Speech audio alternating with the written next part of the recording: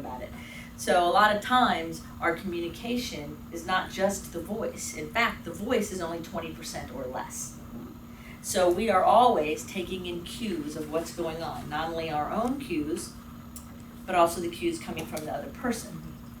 So everything you speak comes from your own autobiography, and everything you listen to is filtered through your autobiography. So I can have a conversation with you, and we can be very dialed in, and we can think we have complete understanding, and then find out later we don't have understanding at all.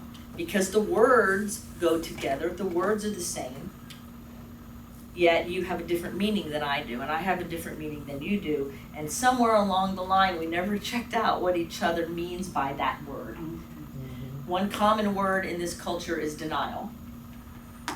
A lot of people use denial in the recovery world with one set of descriptors, and denial in the spiritual sense is a completely different thing.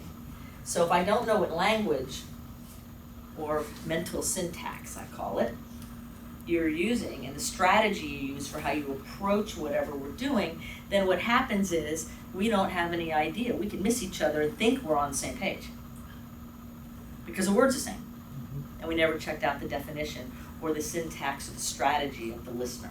I have a Yes. quick question. How much more magnified is what you're talking about through texting and email? Much more magnified, which is why people cannot get away from human communication. It's funny, I have some young people that I'm working with now, they're in their 20s, and everybody thinks, oh, they're doing everything electronic.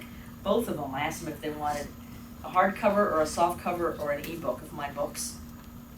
And both of them said, I want text, I want to smell it, I want to touch it.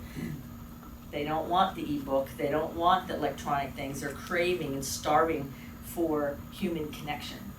You know, and the children these days that are only on social media are only on electronics all the time.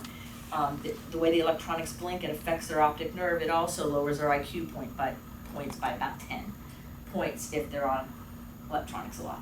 So it's coming back, it's swinging back, where people are starting to wake up and say, hold on, it's not so great, right? So we have to pay attention to how we use it.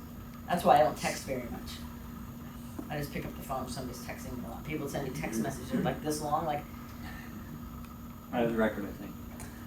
I thought yeah, maybe you I did. I don't know. It's pretty close. Jamie had the record for a long time, but she's.